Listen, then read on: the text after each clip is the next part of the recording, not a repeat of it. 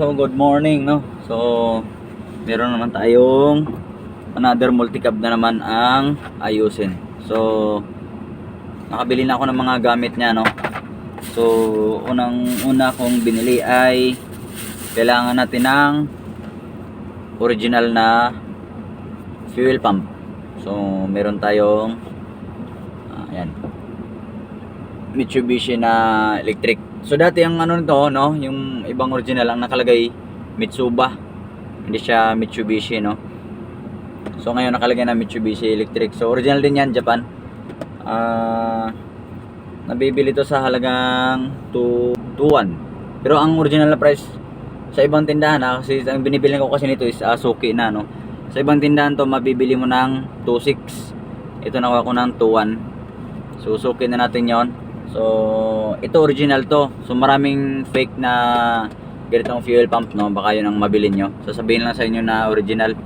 So mamaya papakita ko sa inyo kung ano yung mga markings na malalaman mo na original siya, okay? So meron pa tayong brake fluid. Yan, brake fluid. So gagawa tayo ng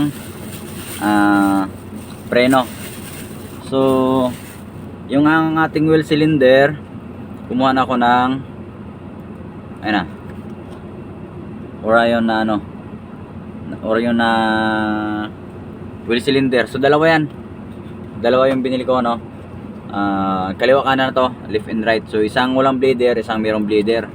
So kasi sa mga multi-cab, yung sa likod na ano yan, na preno, isa lang yung may bleeder dyan sa wheel cylinder. Tapos syempre may ano tayo kanina, electric fuel pump. Meron din tayong fuel filter. So hindi natin pakita yung brand. So ayan na. Ito, Tagos.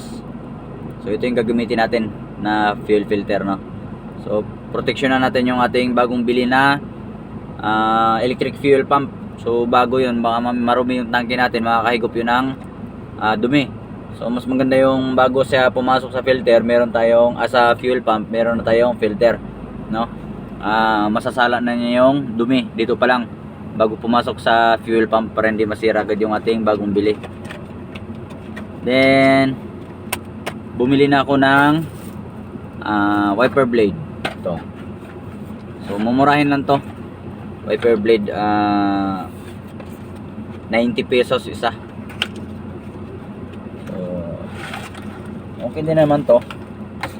So ito na, 13 inches. Pang multi-cab to, pang maliliit lang, 13 inches lang to. So meron na rin naman siyang kasamang yung doon sa wiper arm na nakasuksok yung holder niya.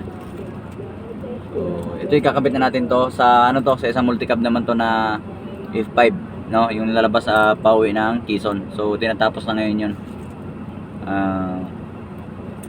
Bukod to, ibang multi-cab to, iba rin yung pagkakabitan natin ng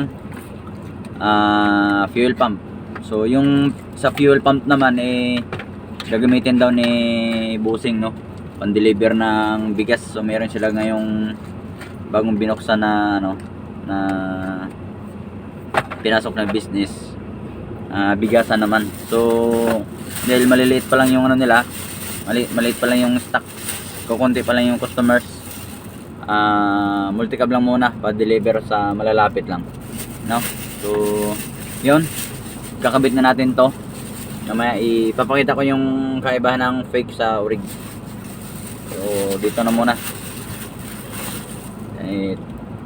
punta muna natin yung unit. So nandito pa tayo sa sasakyan, kakauwi lang natin.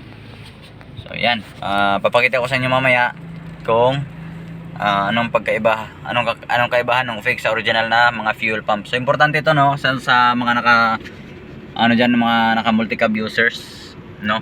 Napaka-importante ng fuel pump kasi pag nagloko yung fake. Maraming fake na nabibili kasi na sandali lang gamit mo sira na. So meron din nabibili yung tag 700 plus lang, mga talagang hindi nagtatagal. 700 plus may nabibili mga 1.2 ganyan, 1.8. So ang kinuha natin is original. So punta muna tayo sa unit para makita nyo yung kaibahan ng fake sa original.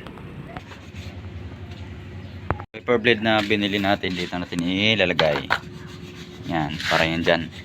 So tatanggalin na natin tong isa. Mahaba itong nakalagay nya para hindi sila magdikit, no? Papalitan natin. Ganito muna. So yun, ilagay na natin yung isang wiper na blade. Okay, yan, pumasok na. Pag tusok nyan, hilay mo lang. Ayan na. So meron na siyang wiper blade, diba? Nakakabit na. So tinatapos to pa biyahe ito ng Quezon. Kaya Quezon yung nakabili. Ayan. So doon balik tayo sa isang unit natin. Doon natin yung fuel pump na binili natin. Ayan. So yung nabili natin yung fuel pump ay para dito to. So ito yung ating binili. So magulo pa to, hindi pa tapos. So ito ay F6, no? F6 na 5-speed transmission. So madalang ka na ngayon makakuha ng 5-speed na transmission ito. So yung dashboard niya na nagawa na rin. Yan. Lilinisin na lang natin yung loob. So dito yan, yung unit na to. Umaandar na to.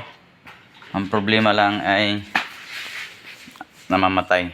So yung supply na kanyang fuel is hindi tuloy-tuloy, no? Napuputol. So ito yon, yung kanyang fuel pump. Yan. Ito nakakabit. Ayan. Okay. So tatanggalin natin to para maikabit natin yung ating biniling bago. Tanggalin muna natin. Yan, so dito na tayo. Ito yung nakakabit na bago. So kakabili lang ito, no? Wala pa tong isang buwan na ginamit. So ayun na, ang brand niya ay, ayun, kaya na ba lang magbasa? Hindi natin sabihin. So wala pa siyang isang buwan na, no, tuloy-tuloy yung andar, no? Nagluloko na yung kanyang pump. So kaya tayo bumili ng original na yun, na Mitsubishi Electric.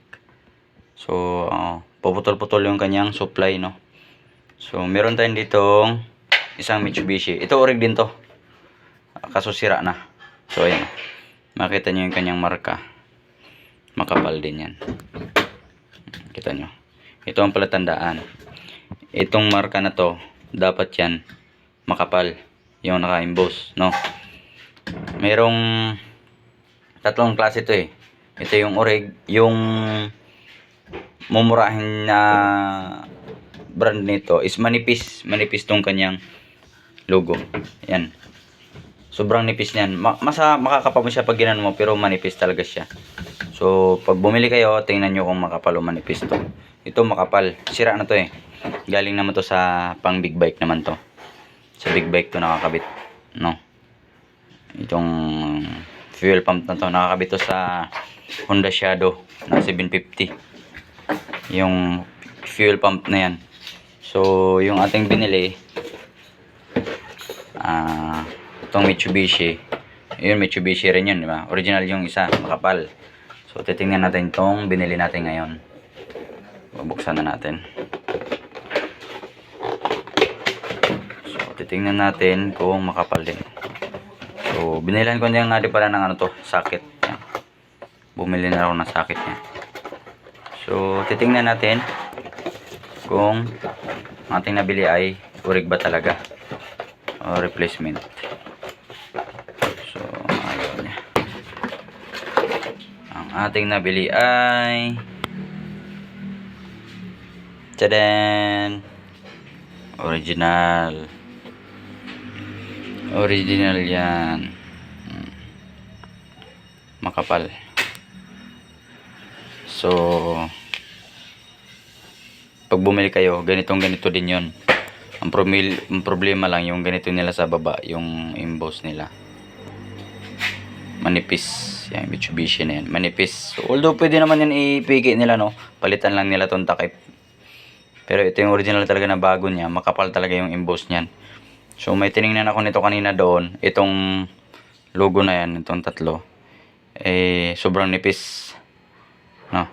Manipis na manipis lang. So, yun yung copy. Ito original to na pump. Okay? So, yun lang. Ito, orig. Yan, makapal.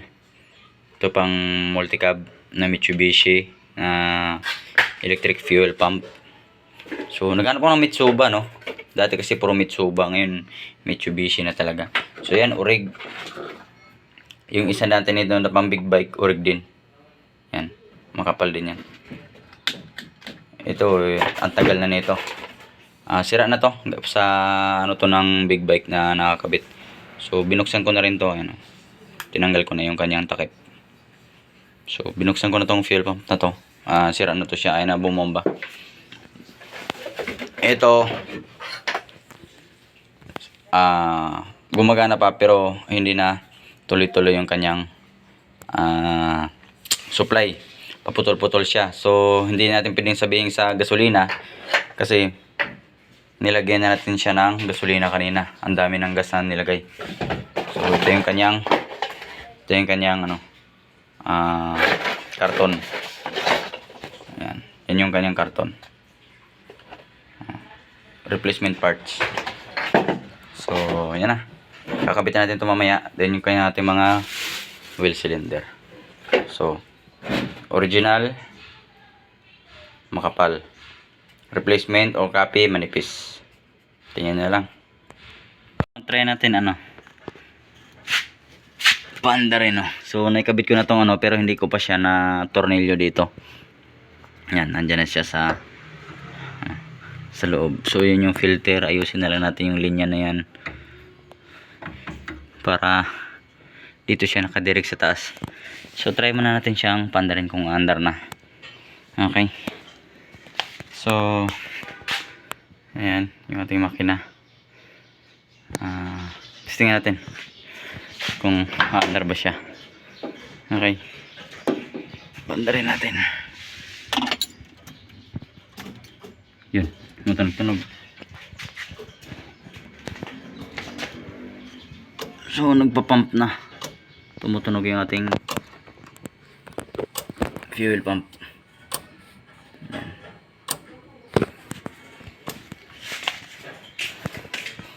Pero natin panda rin. Yun, oh. So, ayan. Mandar.